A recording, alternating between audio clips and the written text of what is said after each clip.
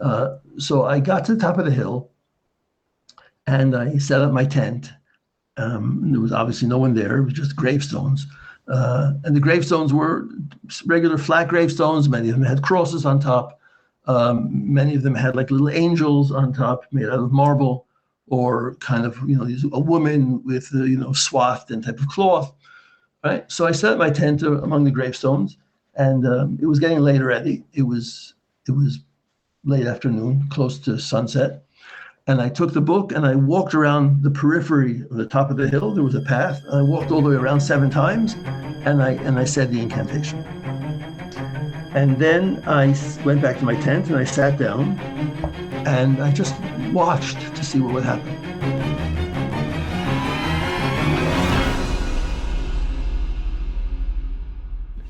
Yes, and many children see them too. About 75% of the world's children today are being born with etheric vision.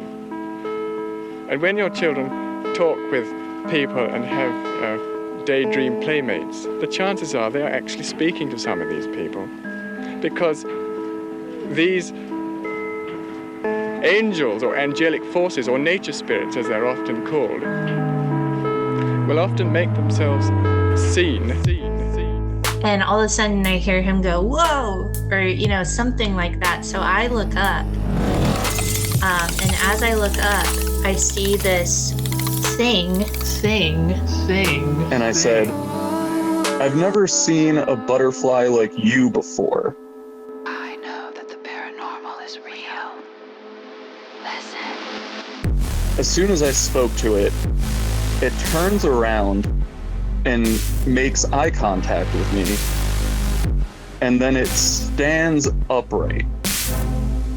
And it was at that moment that I saw it was like an orange light appear above this row of trees. And from this sort of orange light, this thing appeared.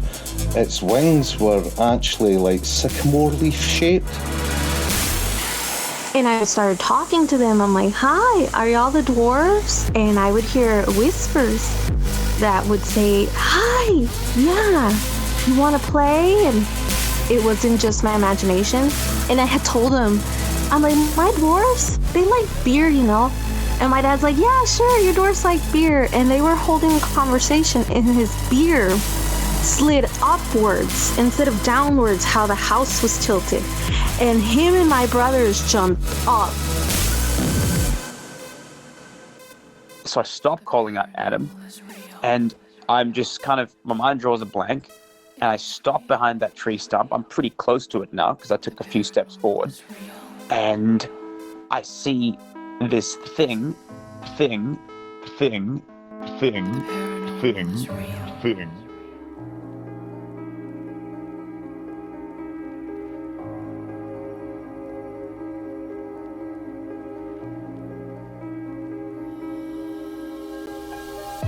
Welcome everybody tonight to Fascinating Fae.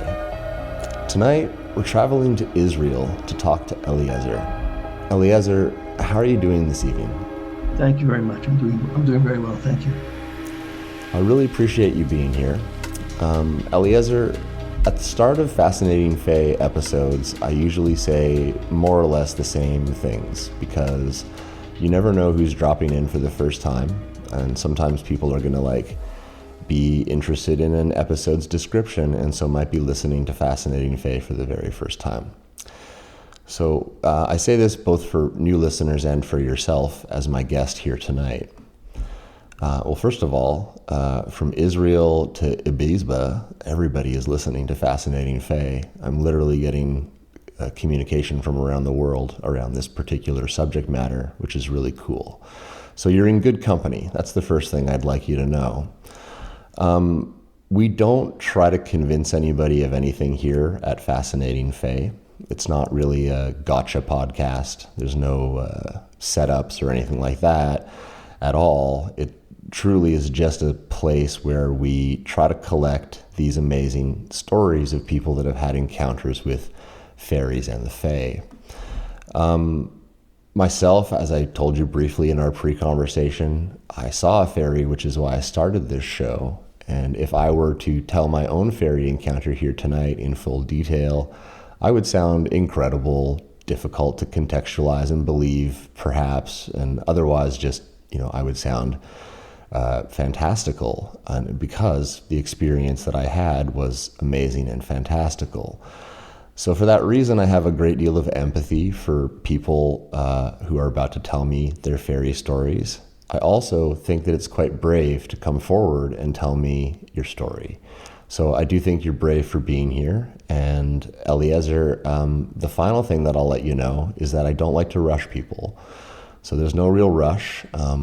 What I like to do is I like to kind of ease my guests into their stories the following way. So with all that said and behind me, basically what I'd like to ask you to do is, before you get right into what happened and what you experienced and saw, give the audience a little bit of context. Just introduce yourself briefly. Let us know afterwards what you were kind of doing in that time in your life or that day, and then just kind of walk us into what occurred, please. So this happened in 1980, so that was quite a long time ago, and I was 21 at the time. I grew up in New York, on Long Island, and I was in college at the time, and studying liberal arts, a variety of different things. Now, sometime in the middle of my college career, in the first semester of my junior year, the third year, I became very dissatisfied with school and dissatisfied with life, and I decided to take a year off and travel and search. And it was really the beginning of a period of spiritual awakening, which continued on for many years after that, even until today, in a certain sense. So I left college. As I said, I was in college in New York, and I left college, and I traveled to England, really just because I needed to get out of America, and I felt, why struggle with the different language? So I just flew to England. I had some connections there. And I was in London for about a month or so. And after about a month working in London, I said, no, this is not what I want either. I really need just to be out, hiking and camping and just quiet and thinking. So I bought some camping equipment and a tent and basic things. And I just took off to the north of England, to the Yorkshire moors and the Dales and to the Lake District. And I spent a few months walking around and hiking and camping and staying in youth hostels. And all this time, I started to become very spiritual. I had taken some courses in college in Eastern religions. And I had with me, when you travel, you pack light. But I had like a small book of Taoism, another book of Zen teachings, and I would just spend hours going over these books and reading them and meditating them on, up in the mountains someplace by myself. And it was a really amazing, open period of my life, which influenced me until today. And among the books I had with me, which is important for the story, are also I don't know if people know, but back in the 80s, in the late 70s, 80s, there was an author named Carlos Castaneda, who was, I think he was Mexican. He was he was a PhD student going in anthropology, someplace in California. And he wrote a book called Don Juan, a Yaqui Way of Knowledge, I believe, or Separate Reality. Separate Reality is called.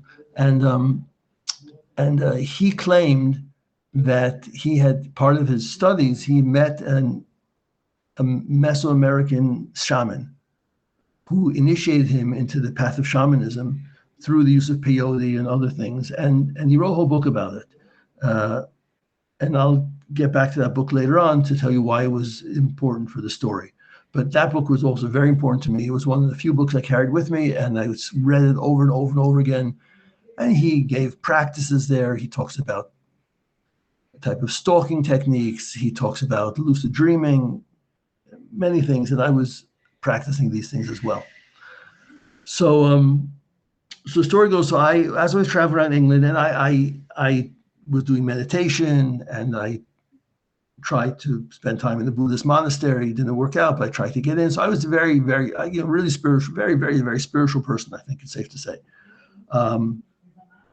So somewhere along the way here, during my travels through England, I picked up a used book called, and this may not the exact name, but it was something like magical and mystical sites in England, Scotland, and Wales. And so I had it with me, among my small library. And if I saw any sites that seemed to be nearby, I would go and try and visit them. So here I'm in Scotland, and I'm sort of going. I was in the Lake District, which is in the northwest of England, and I sort of traveled up into Scotland, and then traveled up through the lochs, which is sort of a diagonal cut as you go from the west to east, and it was just very beautiful, really beautiful. So I saw in the book that it said in a certain town there was a fairy hill, and that it was an ancient fairy hill with many stories associated with it. And the book said that if you go to this hill and you walk around it 7 times and you say some incantation, which I believe it brought down, you could see the fairies. So that attracted me right away because, it was a supernatural type of a thing. And I was very much into this book on shamanism. So I liked very much this idea of, other worlds or other creatures or other dimensions. So at the time, I recently, as you know, I posted this story on Reddit, which is why you contacted me. Somebody asked me, where was that hill? And I didn't remember the name, but now I did. I looked it up. And it's in Inverness, which is a town in Scotland, and it's called the Tamnachurich Cemetery. And if you look it up, you see that it's, first of all, I'll describe the hill in a second, but it's known as an ancient fairy hill. So I traveled to Inverness, which is a town up kind of midway up, just by the beginning of the Highlands in Scotland. I traveled and I followed the directions, and I found that hill. Now the hill is very unusual because the whole area around is flat, and all of a sudden you have this hill which is 5 stories high maybe, and it looks like an inverted boat, and it's just in the middle of no place. It just had this hill standing there, which looked like a boat, and I got to, and when I got there, it was a late afternoon. When I got there, I saw that there was a fence around, a gate around, a fence around it, and I couldn't see a way in. But I said, I'm going to do this thing. I'm going to look for the fairies. I'm going to stay on this hill. So I climbed over the fence with my heavy backpack. Nobody was looking. I climbed over and I jumped inside. Now inside, turns out that it was a cemetery inside, a very old cemetery. Now I wasn't aware of that. Maybe it said something in the book, but until I actually got there, I didn't realize. So I climbed over and I'm inside, and there's this big cemetery all around me. And I said, okay, I'm going to look for a path up to the top. So I found a path that walked up the hill to the top. And I even remember on the way up the path, I saw a carcass of a dead sheep. Now that's kind of disgusting, but I was in this place of shamanism, and everything is significant. Like if it had a horn, I would have taken it. Just everything was sort of at that point magical, or had the potential for something magical. So I got to the top of the hill, and I set up my tent. There was obviously no one there. It was just gravestones. And the gravestones were regular flat gravestones. Many of them had crosses on top. Many of them had like little angels on top made out of marble, or kind of, a woman with, swathed in type of cloth, right? So I set up my tent among the gravestones, and it was getting late already. It was late afternoon, close to sunset. And I took the book and I walked around the periphery of the top of the hill. There was a path. I walked all the way around 7 times, and I said the incantation. And then I went back to my tent and I sat down, and I just watched to see what would happen. And it was already like twilight. And I look out and I see about 20, 30 feet away from me, there's a gravestone. And on top of the gravestone is a little figurine. And the figurine starts to move. And if I could show you, it looks like you could imagine somebody kind of trying to kind of get out of a straitjacket, like it was like twisting and turning and twisting and turning, like it wanted to pull itself off the top of the gravestone. So I'm watching it, and it's kind of freaking me out. And I'm just saying, like, what what's going on here? This is not possible. This is not possible. And then, as I wrote in the story I published on Reddit, so then I did something wrong. I made a mistake. So now, to sort of explain the mistake, now I'm going to go back to the Carlos Castaneda books, because in one of the first books, in the second book he wrote, which is called Journey to Ixtlan, he tells of a similar story.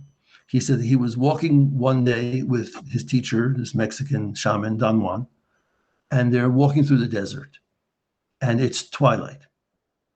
And he looks over and he sees lying on the ground what looks like sort of a monster or a dragon or half dog, half something else, right? And it's sitting and it's lying on the ground and it's shaking and shivering like it's dying. Now, Castaneda, he presents himself throughout the book as a person who comes from a very rational Western background. And his whole encounter with Don Juan is all the time mind-blowing to him, because Don Juan, the shaman, is trying to teach him that there's an alternative reality that you have to access through different means, not the normal means. So Don Juan is always challenging his Western rational perspective on things. So Castaneda says he saw this monster on the ground, and he freaks out because it just doesn't nothing. He ran away, got scared because it didn't exist. No such a thing like that could exist. So he's like totally freaking out from looking at this monster. And suddenly his rational mind kicks in, and his rational mind says, it can't be. Such a thing doesn't exist. So once he said that, he looked at it again, and he saw that it was actually just a branch with leaves shaking in the wind. And so, of course, he relaxes, he calms down. He says, it was just an optical illusion. And Don Juan, the teacher, says, you're really stupid, he says. You don't understand, he says. The time of twilight is a space between the worlds. And it's time when things from like another dimension, from another world, something which is beyond logic, beyond rational, it can come into our world if you're willing and ready to see it. But if you apply the laws of the daytime, as it were, right, the laws of logic, the laws of reason, right, right, so you won't see it and you'll miss it. So what you did by applying your rational mind to it, you missed what was about to happen. Had you not done that, then who knows what would have happened? Maybe something much more magical would have happened. So now getting back to my story in cemetery, right? So I'm looking at this figurine, and it's turning and it's twisting, and I'm really like looking at like what's going on here, what's going on, really, really strange. And then I said, no, I did the same mistake that Castaneda did. I said, this can't be. I said, it can't be. And I adjusted my vision as I sort of changed my perspective a little bit. And I saw that it was an optical illusion, but it was a very strange optical illusion. No, it's not, it wasn't just a branch. It doesn't make any sense how I could have made the mistake in the first place. So I wasn't looking at anything. What there was is that there were two trees, because the graveyard had a lot of trees in it, and sort of low trees, so there were two trees, and I was seeing the gray sky between the trees. And the trunks of the trees, which let's say extended from the ground until the branches, were not very high, maybe the height of a gravestone, 4 feet, 4 feet. So the trunks of the trees were straight. So that sort of looked like the straight edges of the gravestone. And above that were the two trees, they were very close together. They were just a few feet together. So above that was a space between these two trees. And that was the gray sky also. But here, the trees already, like the branches and the leaves were there, and they were moving and rustling in the wind. And so that gave the impression of even as I tell it doesn't make sense, because that gave the impression of an outline of a figurine that was moving. But when I saw it for the first time, it looked like a figurine, and it just looked like an outline. I mean, the whole thing looked like a gravestone. So once I saw it and I said, it was an optical illusion, but I immediately remembered the story from the Don Juan book. And I said, you're so stupid. Why did you have to do that? Why did you have to break the moment? So because who knows what would have happened otherwise? So I was very disappointed with myself. And I said, well, at this point, there's nothing more to see, nothing more to do. I lost a moment. So whatever, I went to sleep. I sat in my tent, but I went to sleep. But before I went to bed, I'll say, this is a side point. I think the main point was the story. But the book said, strangely enough, I remember the book saying that fairies like dairy product. Why they like dairy product, I don't know. That's what it says in the book. Before I went to sleep, I put outside a tent, a little plate, a piece of bread, and a piece of cheese. And when I woke up in the morning, the cheese was gone, the bread was still there. So I ate the bread thinking it was a gift left over from the fairies. But that's the story. May I ask some questions and say a few things about what you've just told me? Yeah, sure. Yeah, please go ahead. I've read that Carlos Castaneda book that you're referring to. Mm-hmm. It's an interesting read, for sure. And I really admire how you're able to connect your own journey at that time back in the 80s as influenced by that book to this moment, because I read that book early in my life too, at a formative time. So I can totally relate to the experience that you're describing. Yeah, he is continuously trying to teach that there's another reality, and it doesn't seem to be always registering.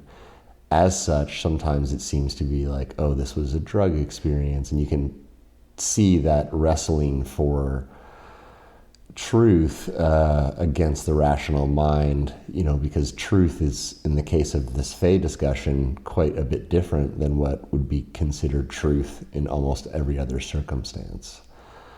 And it seems that there is a history of shamanism or, for lack of a better word, medicine man path within many First Peoples cultures, or cultures that are not as westernized, that seem to have more of an awareness about the position of these other realms. But back to what you were experiencing up on the hill. So first of all, I love that you hopped the fence into a cemetery. That's great. When I briefly took a look at your Facebook profile, I wasn't expecting that part of the story here tonight. So,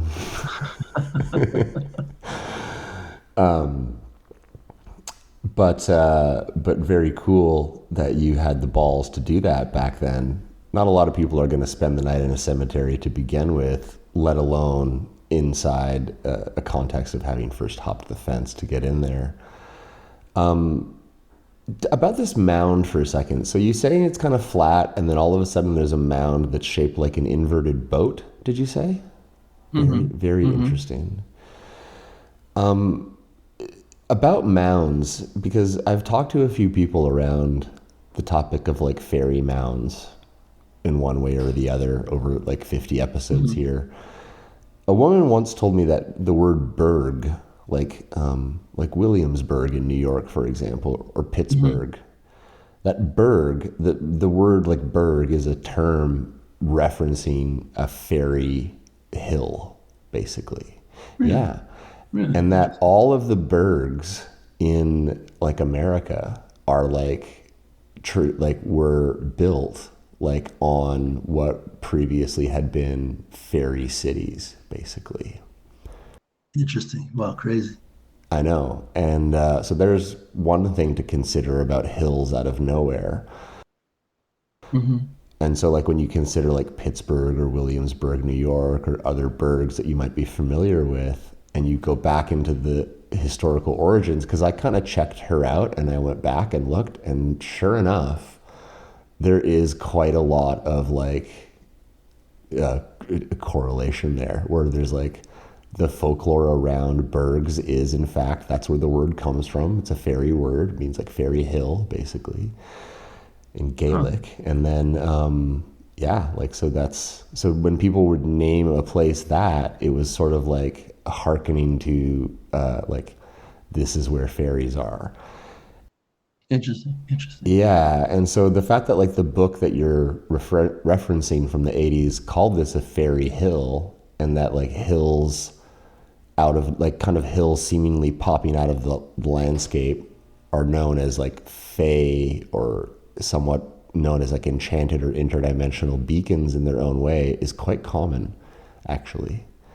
There's another guest, G, who went and visited the Hellfire Club in Ireland, another mound kind of out of nowhere in the Irish landscape where the Hellfire Club was built, because it's a high spot and it overlooked things. So they can vary in height too, but it's interesting that they do exist in kind of this like weird standout way that at first I thought, oh, people are just like saying that an unusual part of the landscape is quote unquote special because people are just like that. They're just superstitious. But the more you look into it, the more you're like, no, there's something to these hills that are kind of like, I don't really know what it is. The folklore suggests that the Fae live underground to some extent. Or that like what we perceive as like the normal upright world is kind of flipped. I spoke to this gentleman who had a son who started to see Fae quite extensively when he was like 8 or 9. And the father, like recognizing this, seized upon it and then helped his child like basically lean into that process. Really? It's really interesting. They've recently put out like a whole bunch of stuff on Facebook called The Best of Diaries and Visions, going from this kid's, Tristan, he's an adult now at 29 years old, but ranging from basically the time he was young at 8, 9, all the way to the time he was about 20. In it, there's this really interesting thing that keeps coming up that I've never really seen done as well, but it makes me think about your hill quite a bit as we're talking right now. And what it is that like he's describing how in our like three-dimensional perceptive reality, aka I think as you put it, like daytime logic, right? That's a good way to do it, to use that term to borrow from yours, Eleazer, to say daytime logic. Like a stone, a simple stone, like a piece of, in this case, one of the things he's talking about is hematite, which is like a black stone, right? So we just look at that and be like, it's a shiny black stone. It's kind of a nice, smooth black stone. Holding it in my hand makes me feel kind of calm. It's got a calming energy, you know. And so like a lot of people will say that like different stones have different like quote unquote energies to them. This kid Tristan, when he was young, he was like presented with some stones at like his kindergarten kind of thing. Like basically they had like a new age kind of schooling. So not his kindergarten, but he's like 8 or 9. And he goes on to describe in his diaries like extensively, basically for the next 5 years, that like various stones are actually compromised of like millions and millions of tiny little aura points of entities on their side of reality.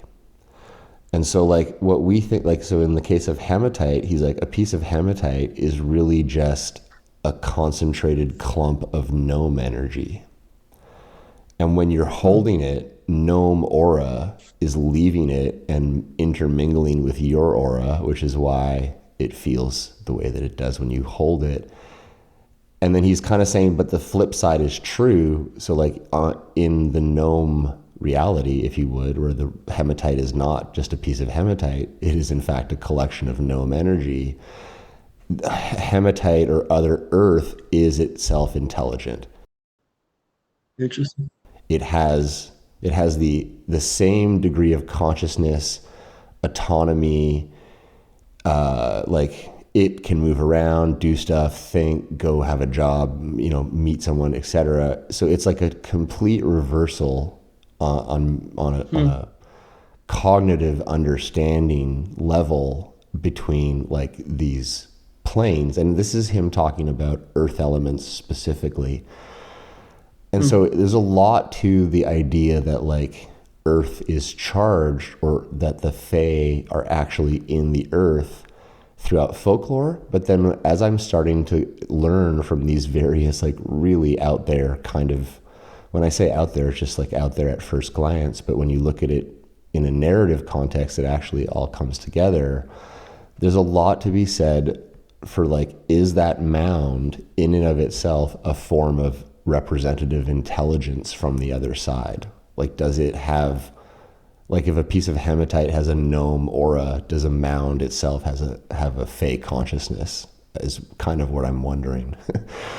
I know it's a bit of a noodle bender, but like, where these things are coming from isn't so much our plane of existence, and therefore, like you've illustrated in that kind of like branch shimmering versus monster being on the ground moment in the Carlos Castaneda Don Juan interchange and educational journey, it's kind of like that. Like, what are you really seeing as you look? Are you really seeing these leaves or these trunks, or are you actually seeing what you're seeing? I'm kind of there with you with regards to, I think you were seeing a representation of a small figurine trying to bust off the top of a gravestone. But when you do break that moment, it can be that differentiating factor between a fully experienced Fae sighting and one that just kind of happens out of the corner of your eye before you shut it down. You know, I posted on Reddit because you had asked for stories and I saw your request. The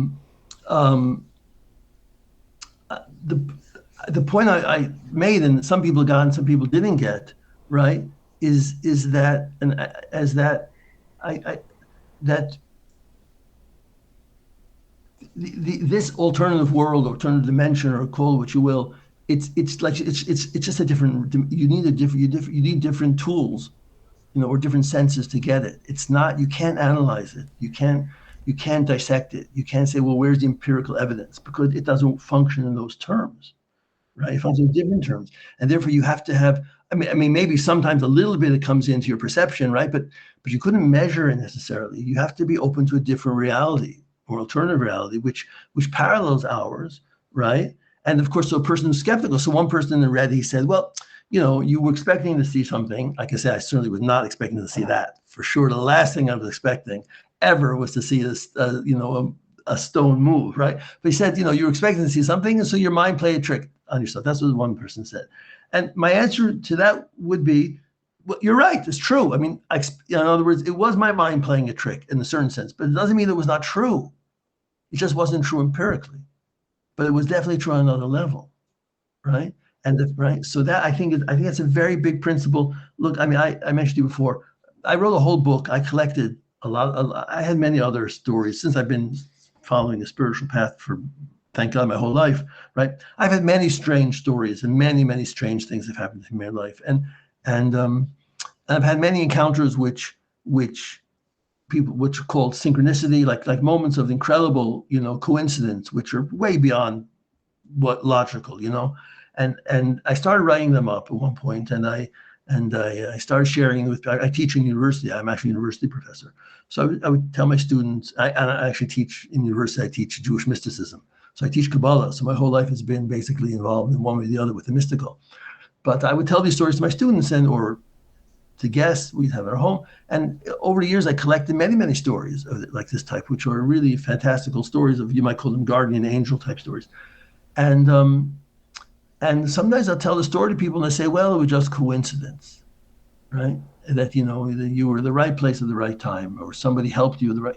And then others, people who say, no, if you're in that mindset, then it's not just coincidence, it's something more. And what I found is that there's different types of people. Some people, like you said, that young man Tristan, like some people, so he was seeing really strange things. But even on a day-to-day basis, some people, they just see the coincidence of life, or the strangeness of life, or the supernatural where the supernatural kind of just impinges on reality, on our reality, and they catch a glimpse of it. Somebody answered in the Facebook page. He said, let me see what he said, because I thought it was very interesting. I didn't comment to him. I didn't comment back to him, but I wanted to. He said, once he was in the cemetery. I'll read you what he said. He says that he was once in the cemetery, he said, and he caught, I was looking in on a graveyard one time, and I slightly moved my head at what looked like an undead little girl had peeked out from behind a tree. And I got a wave of sheer terror. said, but a second later, I realized it was moss on the gravestone.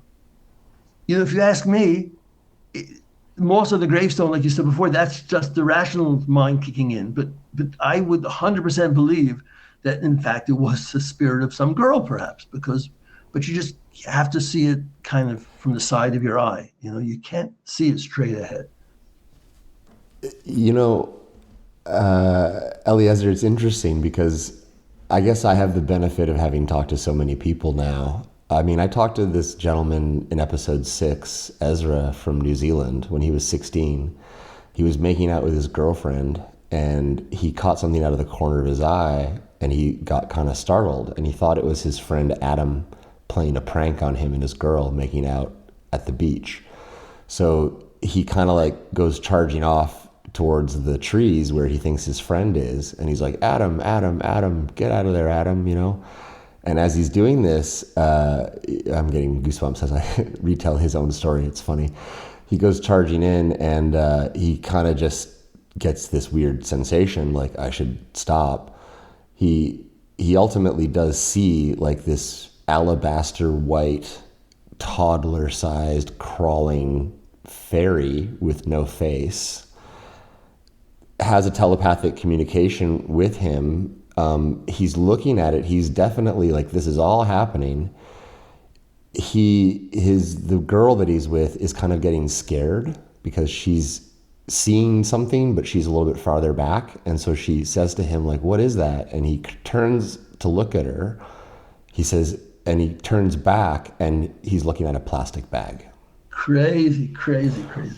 Mm-hmm. But there's more to that story because his friend Adam that he thought was fucking around with him in the woods was actually being a good friend and was up in the parked car, kind of like, up the trail to the beachhead, and had gotten out to take a piss. And when he was taking a piss, he was looking down to see like where Ezra and the girl were to kind of see if things were like, if he could come down and join them now. And he saw this alabaster baby-sized thing turn into a plastic bag in front of his eyes while he was taking a piss, and it freaked him out so bad. Yeah. Insane. All right. Insane. Okay. So I mean, I've talked to a number of people that have been in direct contact with a fae and then turned around and had it been something else. And these are not like, so that's why when you're willing to like come forward with a story, what now the 80s is like 40 years ago, just about, and like, it's because I do believe, like I have this kind of Toucan Sam thing about me now as the host of Fascinating Fae, where I'm like, no, like why would somebody be willing to like tell that story in so much detail if it didn't kind of mirror these many other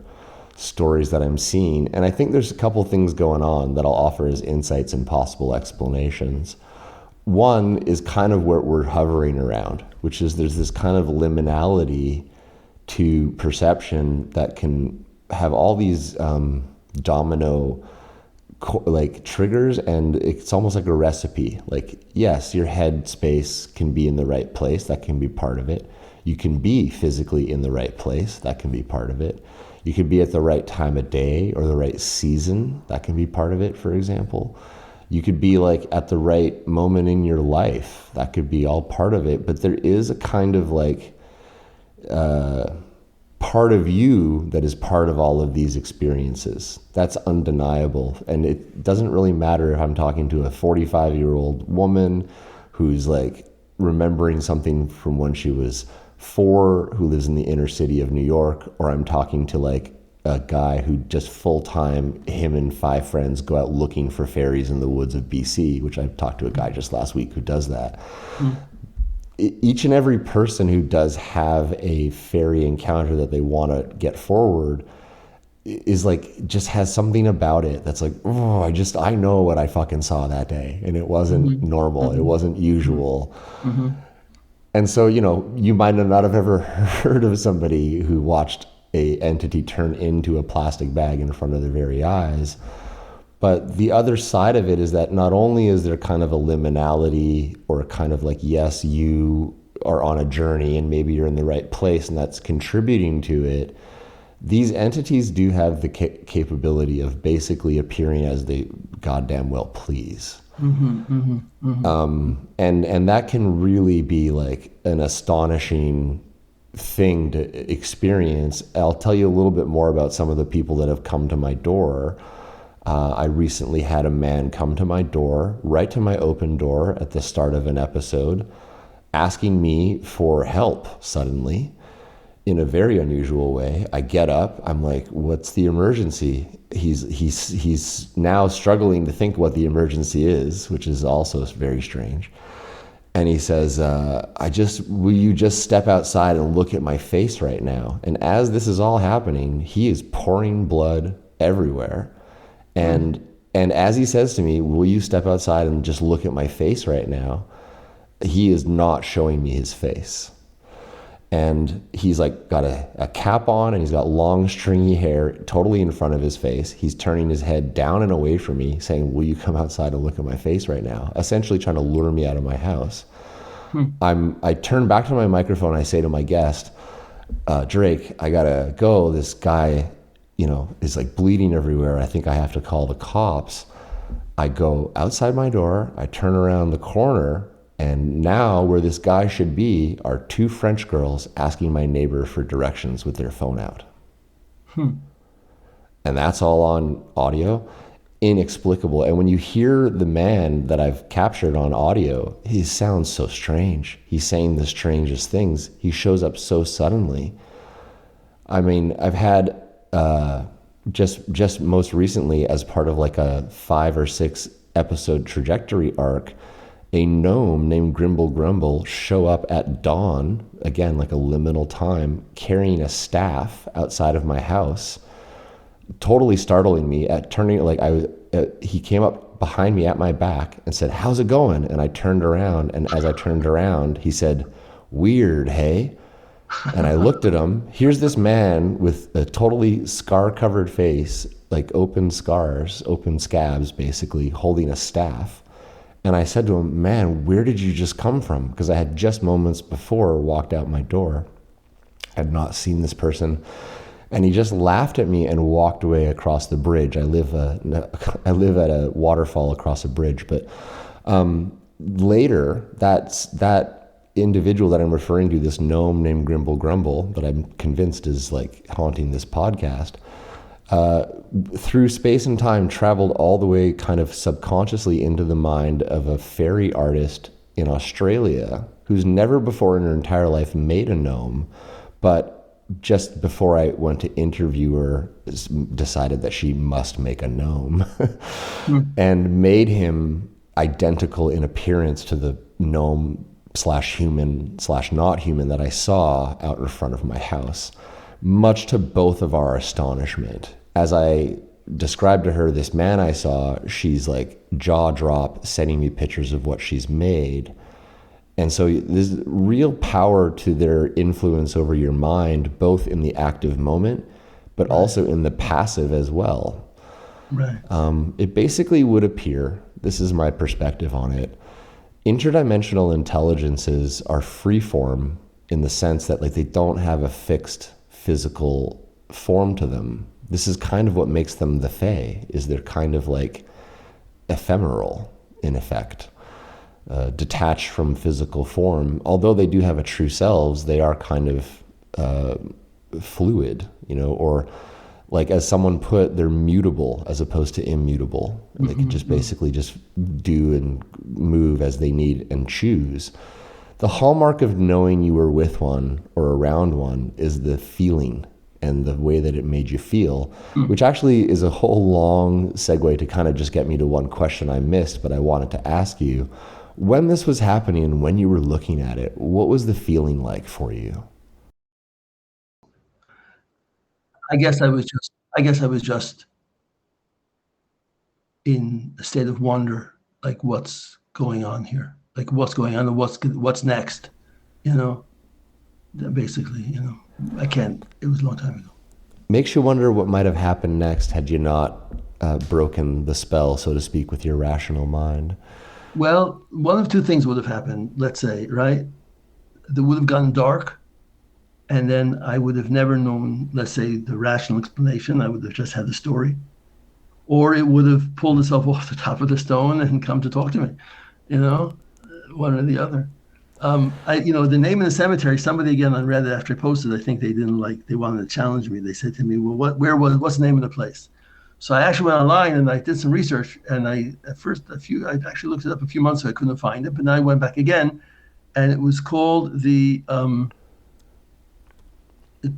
Nachurich Cemetery, or Tom Nachurich, I don't know how to pronounce it, Tom Nachurich Cemetery in Inverness, and they even have a site on Wikipedia, and it's a famous fairy hill. And I did another internet search. I said, has there been any recent sightings there?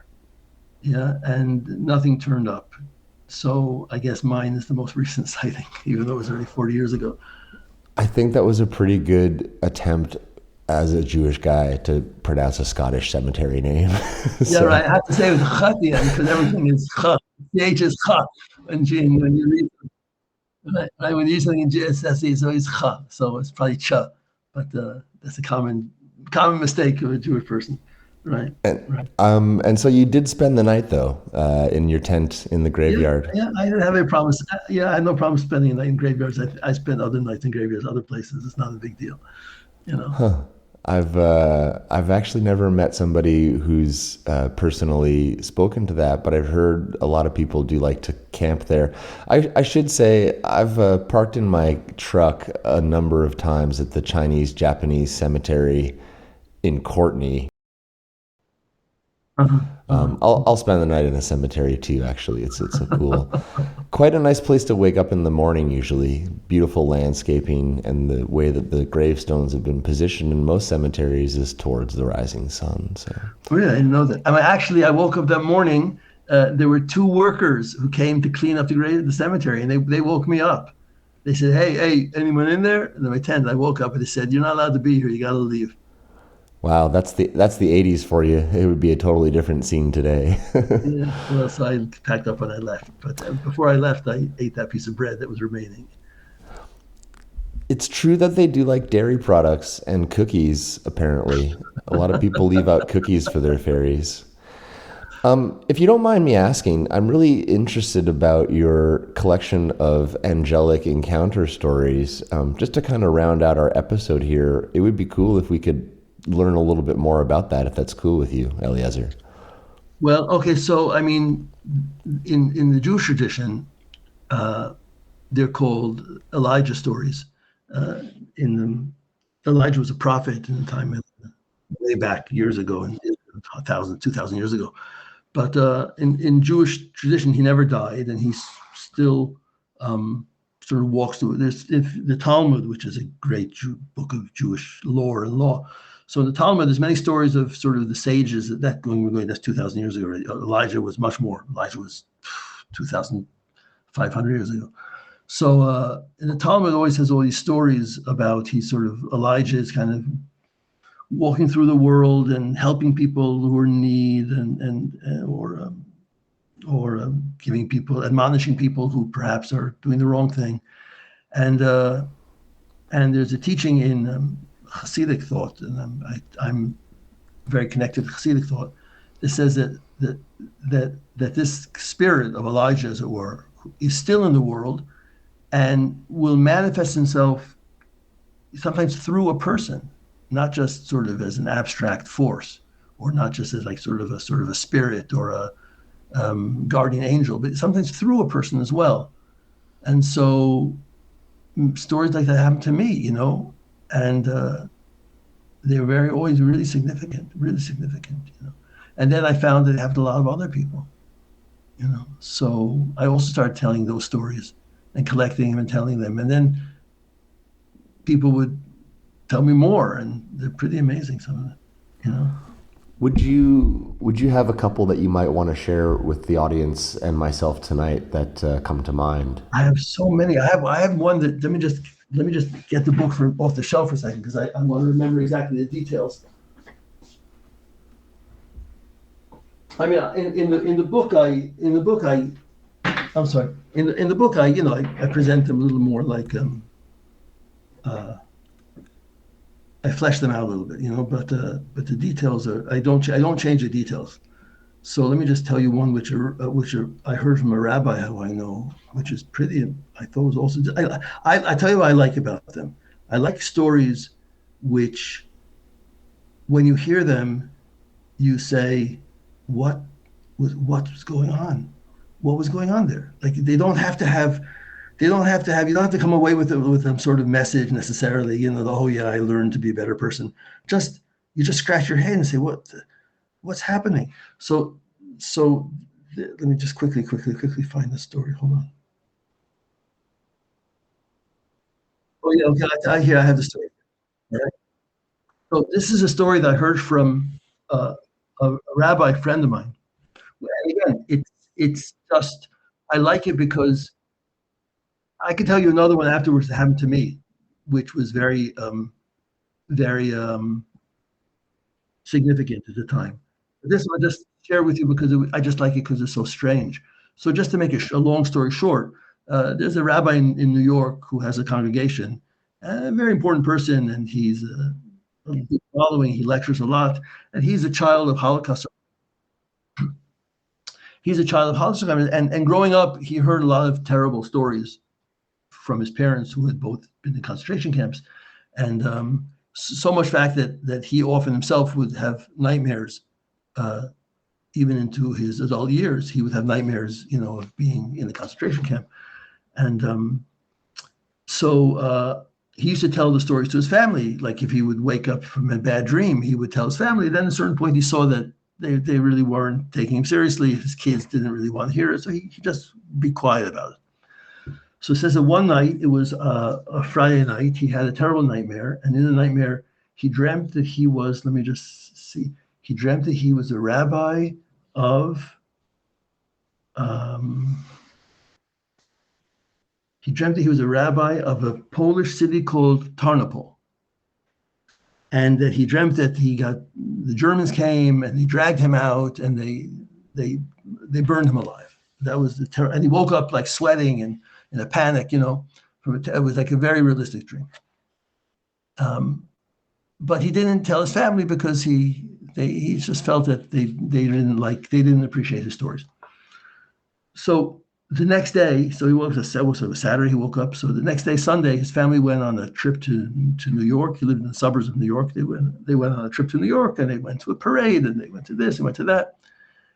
And they go on the train to go back home to Long Island, to where he lives. And they're waiting on the train. And the conductor says, last call, watch the closing doors. At that moment, the old man, wearing a cap, sticks his head in the door, looks at this friend of mine who's a rabbi, and he dresses like a rabbi, right? With like ultra Orthodox rabbi. He looks at him and he says to him, Are you by any chance the rabbi of Tarnopol? Which was a town he dreamt of, right? And then the man pulls his head back, the doors close, and the train leaves the station.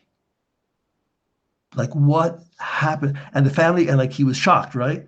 And the family was like, what happened? What just happened?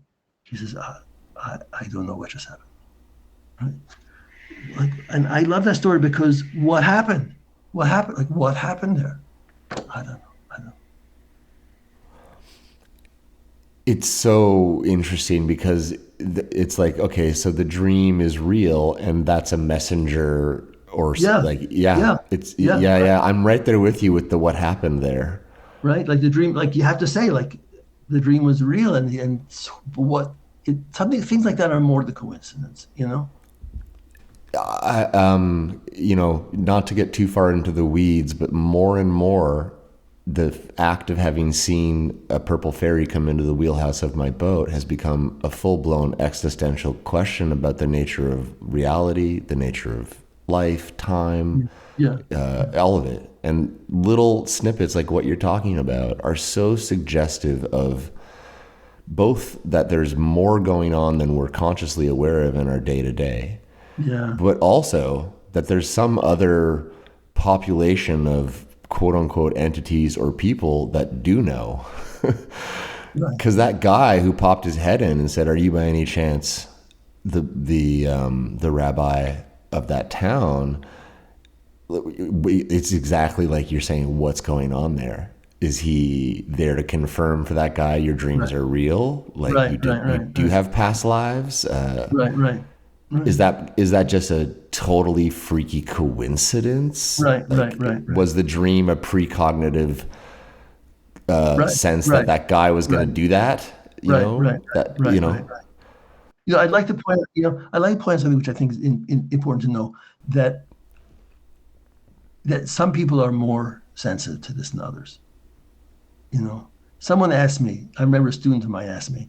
She said, "Do you think some people have these type of experiences more than others?" And I think it's really true. I mean, I know I've had many experiences of unusual, like inexplicable type of coincidences in my life, and I've met people who have, and other people don't. And I do think I don't know what it depends on, whether personal inclination or kind of maybe some people more spiritual than others, But why do I say that? Because a person can always say, "Oh, it's coincidence." Yeah. But when you're like on the receiving side of these type of events, right? And I don't mean like seeing fairies, that's like totally mind blowing, right? But I just even mean like these odd coincidences, right?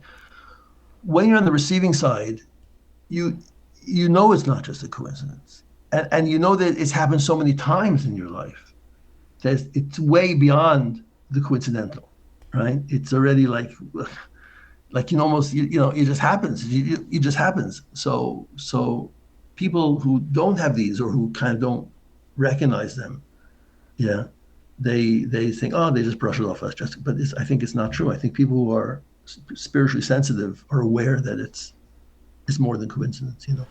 I agree with you, and I think that synchronicity is a type of communication language from, I don't know, from whatever the cosmos or whatever the orchestra conductor is behind it all. Right.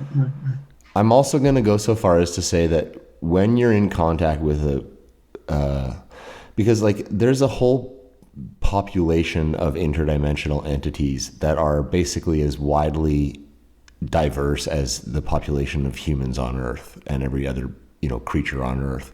So there are casually interdimensional Fae who are just busy doing their Fae green orb blob energy ball thing while they work on trees, and they have no idea about anything really, the same way that there's a person who's just picking strawberries and is just doing that today. You know what I mean? Like there's all sorts of ranges.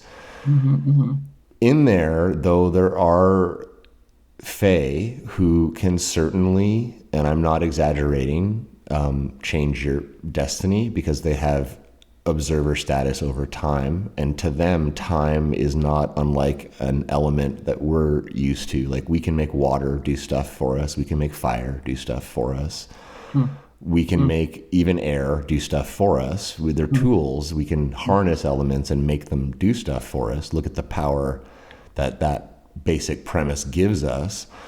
For a Fae, time is harnessable in the same manner. I truly do believe. And so the lived experience of many people is going to be subject to all kinds of forces if, like you're saying, they're more spiritual. And there is a weird dividing line between the population. I'm just going to call it. I think you're right. I think that the spiritual has a potential to reach everybody, but I don't think that every person has the ability to necessarily acknowledge it for what it is. And that's the dividing line, really, at the end of the day. Tell me one of the weird experiences that's analogous about you. Yeah. No, I want to tell you. No, I want Okay, to tell a story. cool. Have them another story. Just to remind me. This is a weird story. Okay, so my father passed away 6 or 7 years ago, and he was a businessman, and we grew up in a comfortable middle-class home on Long Island, and he was always a very rational person. When I became very spiritual and eventually even became observant in the Jewish tradition, he had a hard time with that because he kind of didn't believe in God and didn't believe in spirituality. It just wasn't his wasn't his thing so much, unfortunately. I loved him and we were very close, but still. And when he passed away at 89, and the last couple of years of his life, he was going down physically and going down mentally, and more and more detaching from reality and from, he wasn't quite senile, but he was not all there either. Especially at the very, very end, last half a year or so. So at one point, he almost, his system sort of started to collapse. He started, his system shut down, and they rushed him to the hospital, and they revived him, and then he came back. He passed away in the house where he lived, where I grew up. But he didn't pass away in a hospital or in an old age home. But at one point, like I said, his system started to collapse, and they rushed him to the hospital, and then they brought him back home after a week or so. So it was. Let me just get the exact dates right. It was something like late May. I got a phone call saying that my father had a phone call from my sister in New York saying that my father had entered a coma. And I rushed back because at that point the doctor said it was late May, right? So at that point the doctor said he could go any day, at any minute. So I flew back from Israel, where I live. I flew back to New York, to my parents' home, and we were all there, me and my sister and my brother. So my father had a full-time help. It was a young Filipino man who was there the whole time. And so he told us the following story. He told us the following story on May 25th.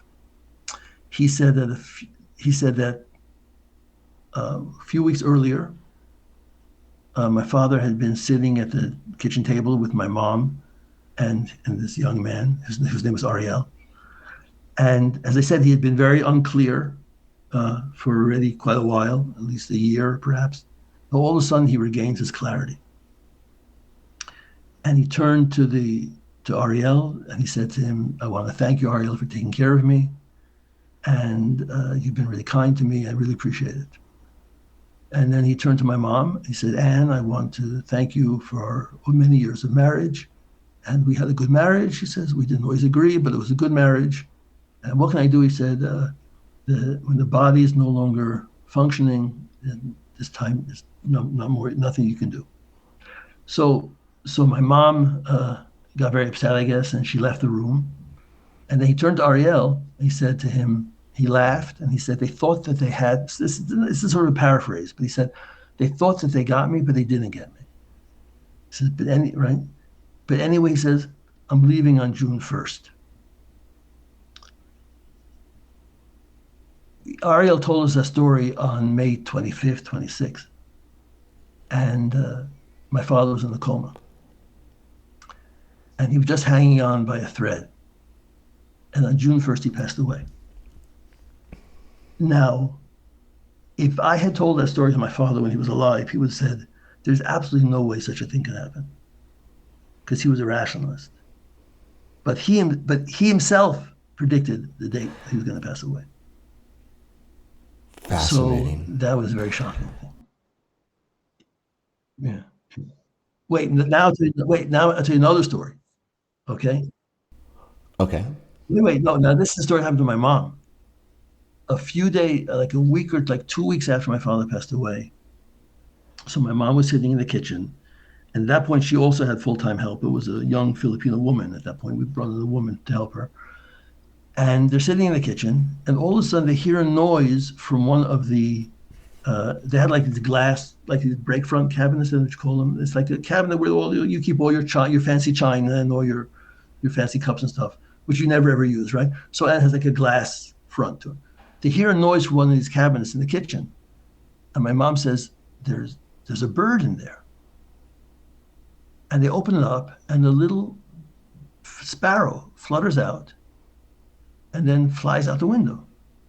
Now, there's no way a sparrow can get into that cabinet. It's not like there's a back entrance or you go from the top. No, it's like and nobody opens it because it's just for china that's never used. And the Filipino girl said that in the Philippines, they believe that the birds are the souls of people. All right. So now I'm going to tell you one last story. about my parents. My mom passed away about a year ago, and I was there also when she passed away.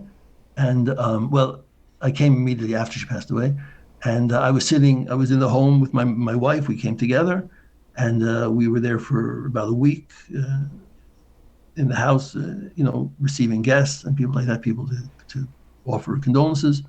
So one day we're sitting by ourselves in the kitchen, and we hear a crow cawing from outside, but really loud. And we went outside, and I can tell you, this area in the suburbs, crows are not typical birds. You see blue jays and cardinals sometimes. Not a lot of crows, if any. Right over that place where we're sitting, right on the roof or on the tree, just over there where my mother passed away, where my mother passed away. My father also passed away in the same room. It's a huge black crow crowing. And it sat there crowing for a few. We were like aghast because it was. And then we hear from further away, like on the other side of the house, another crow calling. And the first one took off, and we went around the building. We sort of followed around the house in the front lawn, and there was 2 crows on the roof, and then they both flew away. So again, I don't know what that means, but it struck me as somehow the whole thing with the birds and the souls, and it struck me as being very significant. So your mom and this Filipino woman are in the kitchen, and they hear a noise in the hutch. Yeah. I know what you're talking about, the fancy glass door place where your mom keeps all the fine china. That's right. And there's a bird inside of it. Yeah. And there's no way a bird. The only thing I can imagine, if it doesn't make any sense, is what the Filipino woman went and caught a sparrow and put it inside. Why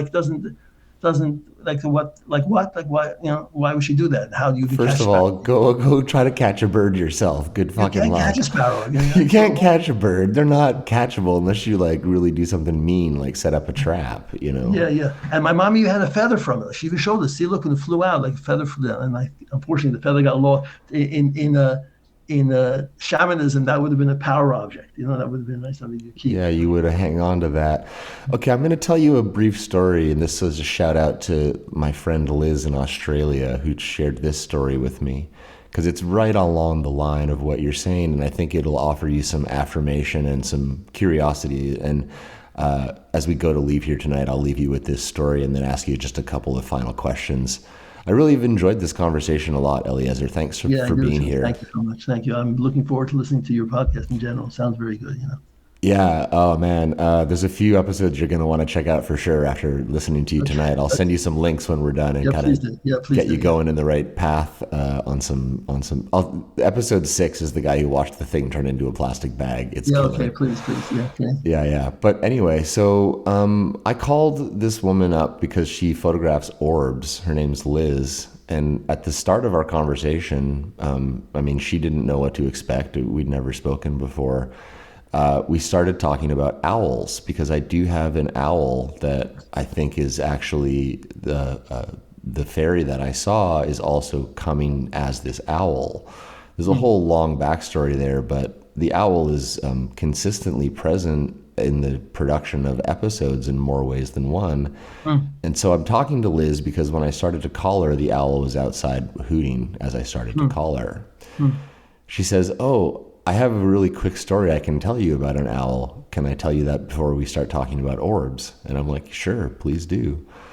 Here's the story.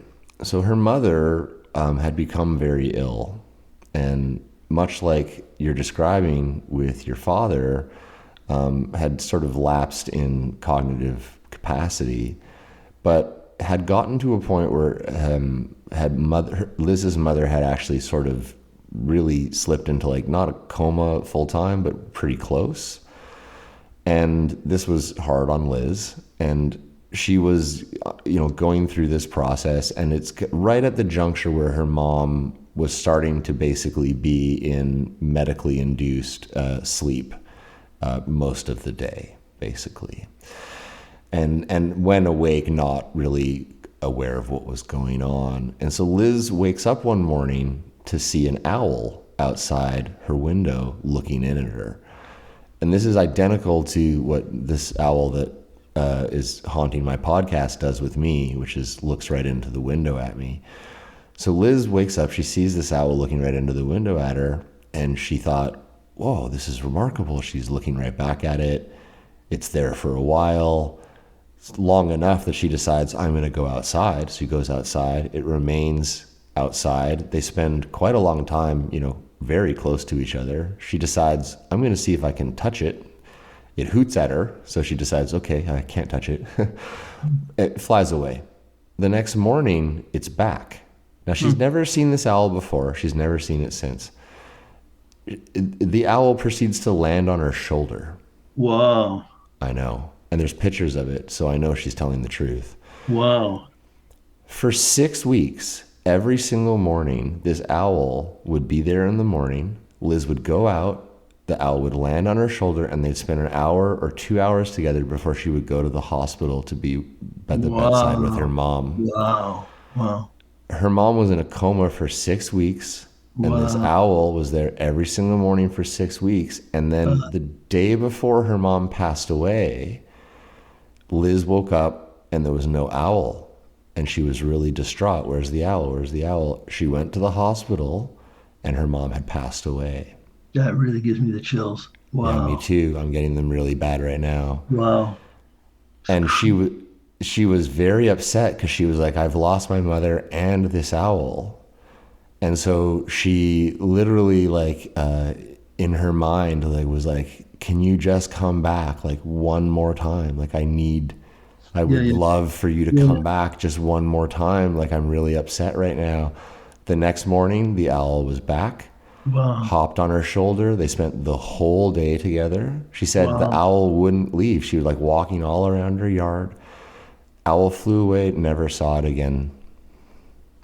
Saying that.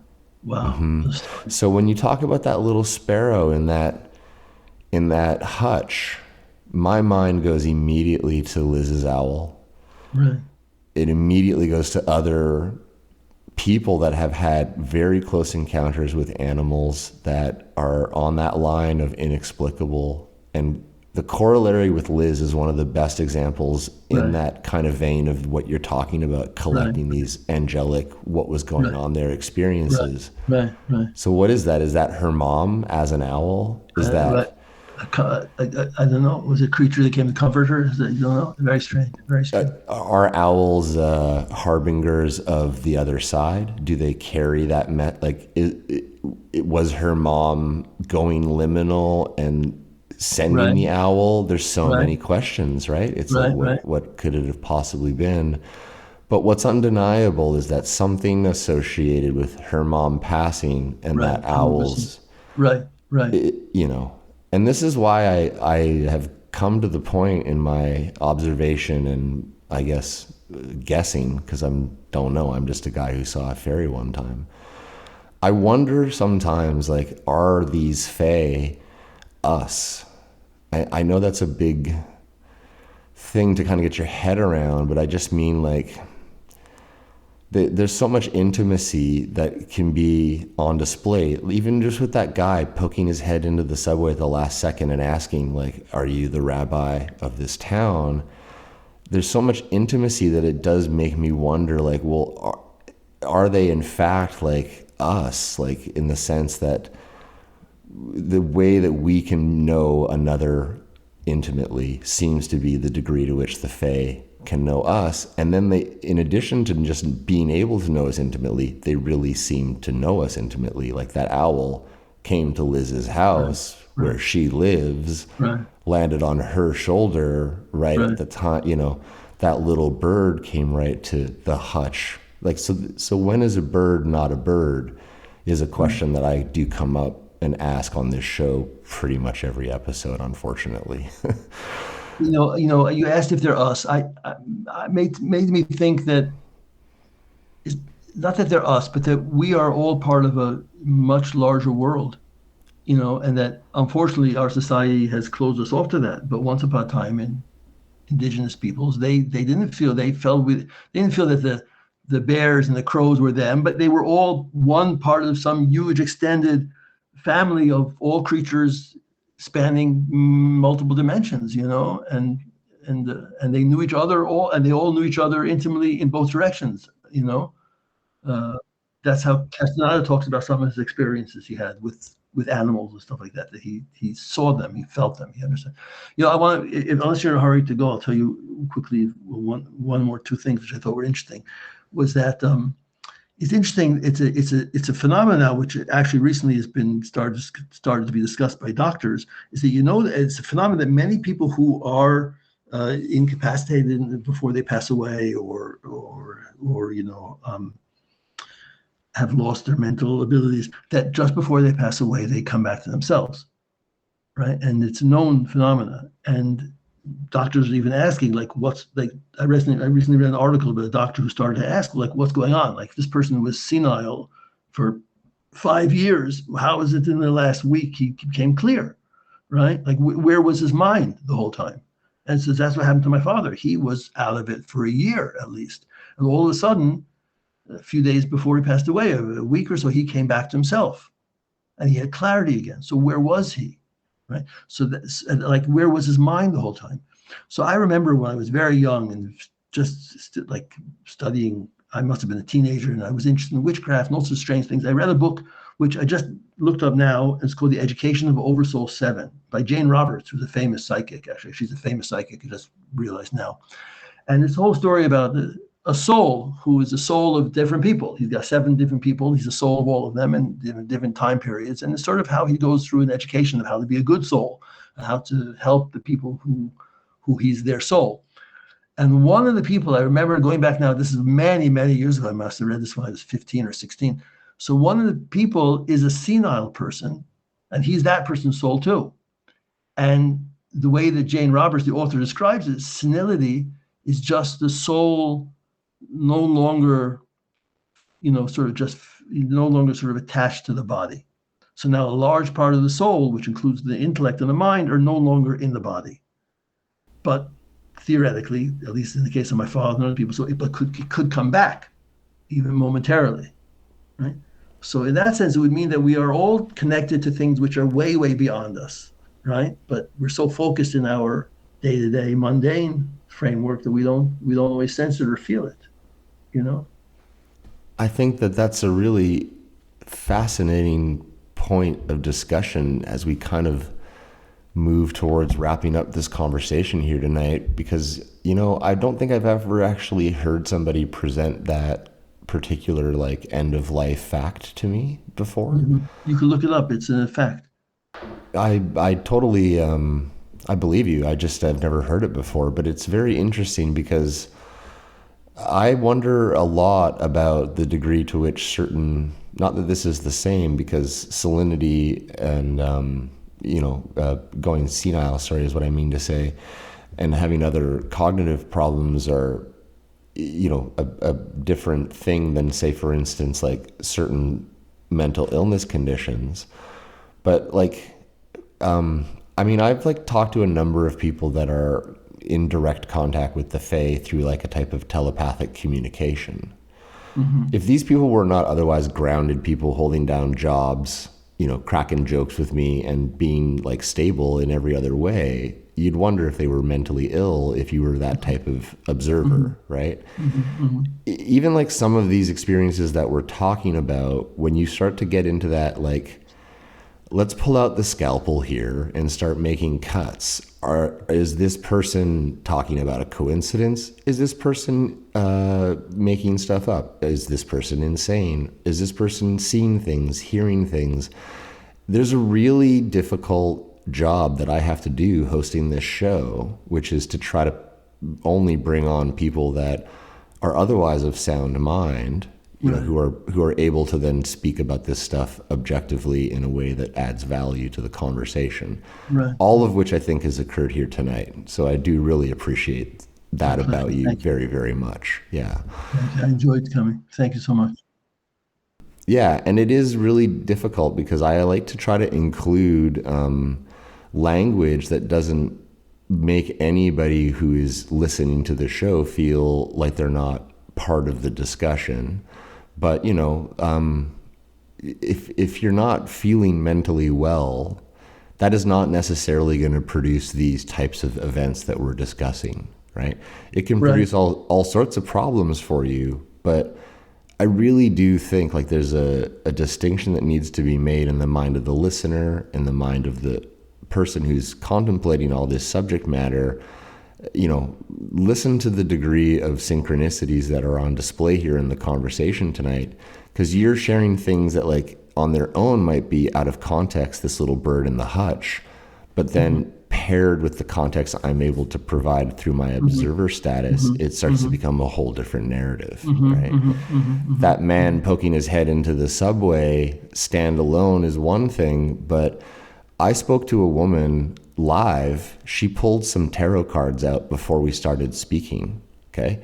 While we're talking, the cards that are out on the pillow in front of her become different cards altogether. That doesn't make sense at all. It doesn't make any sense. That's episode 35 and 36. That's live on podcast. Like that actually happened. I spoke to another woman, okay?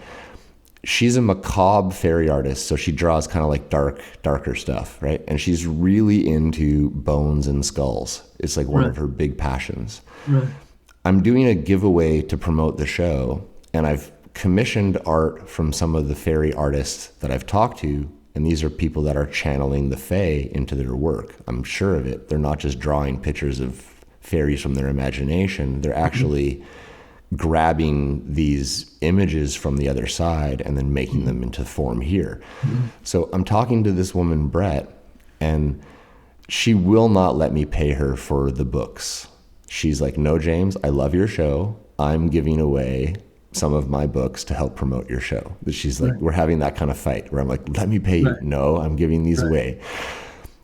I'm interviewing her about this part of our relationship, right? And I'm like, okay, well, everybody listening, Brett is not going to let me pay her for these books, these awesome books by dark fairy artist Brett. And she goes, oh my God, oh my God, oh my God. And I'm like, what, Brett, are you okay? Are you okay? She had been sitting cross-legged talking with me the entire time. As I'm talking with her about that, she turns around and finds a perfectly clean raccoon skull sitting at her back. Why? That's wild. AKA, she got paid for her books. That's so crazy. Yeah, doesn't that give you the chills? Okay, that happened live while I'm talking to people. So there's a lot more than meets the eye than me just collecting fairy stories that's actually started to happen in the production of this show. Right. Wow. I thought I'd leave you with all that because you've left me with some nice needle benders as well, my friend. So thank you so much. Really, thank you so much. I'll tell you what, my final question that I like to ask people as I go to leave these conversations is the same for everybody. And so, Eleazer, there's no right answer or wrong answer here. It's kind of a fun question, but it's a kind of a serious one at the same time, too. And you really, because nobody has a fairy in a jar that they're studying, that's why there's no right answer or wrong answer. The question is pretty deceptive, but it's just as straightforward as this. What do you think that fairies are?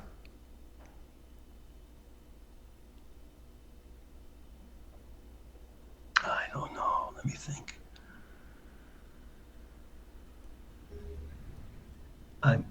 Just the first answer that comes to my mind is some sort of interdimensional vibration that just shows up in our eyes like that. But it's a vibration of some sort. Could be of love. Could be of love. It could be of justice. It could be of joy. And then it shows up in our eyes in ways that we can perceive. That's a beautiful answer. You're going to enjoy discovering this show, I'm sure of it, after talking with you tonight and hearing that answer.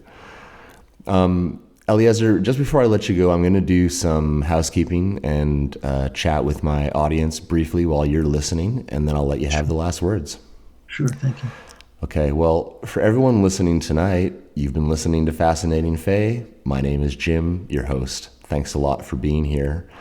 If you've had an encounter or, some interesting experiences, synchronicities with birds in particular that you'd like to share and come on the show, encounters@fascinatingfae is my email. You can also drop me a line on any of the socials, which are always found at Fascinating Fae. And, you know, it wouldn't be a Fascinating Fae episode unless I said the following thing, which is that on behalf of all of our human and non-human listeners tuning into Fascinating Fae, a super big thanks to Eleazer for coming on the show tonight. Thanks so much for being here. I really, really appreciate talking with you tonight, sir. Thank you very much. I really enjoyed it. It was very emotional for me, surprisingly. And they're really nice to share these stories, you know, and hear these amazing stories too, because they're the first reaction is mind blowing. It's like you almost want to say it's impossible, but then you say, well, like that happened to me, so it's not impossible. It's just incredible.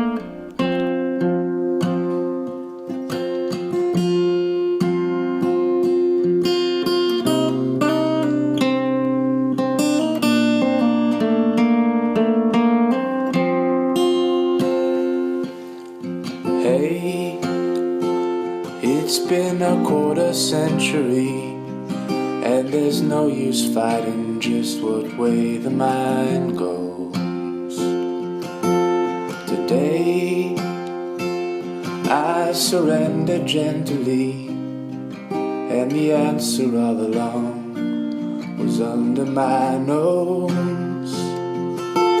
To say, to smell the earth right after rain, I'm still looking for some things that I can't find. Today I fought a battle in my brain, and I'm rattling the cage that is my mind. Over hills and through the fiery peaks of love, a heart so cold it could freeze. Through the woods I walked, a hurricane above, till I could finally see the forest for the trees.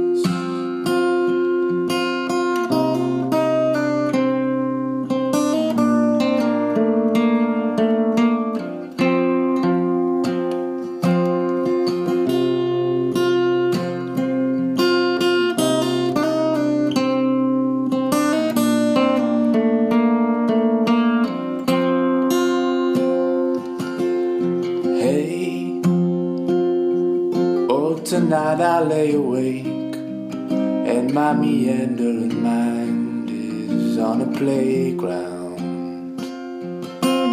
Today, in creation I embrace all the geniuses in time and all that they found. To say, to smell the earth right after rain, I'm still looking for some things that I can't find. Today I fought a battle in my brain, and I'm rattling the cage that is my mind. Over hills and through the fiery peaks of love, a heart so cold it could freeze. Through the wilderness, a hurricane above, till I could finally see the forest for the trees.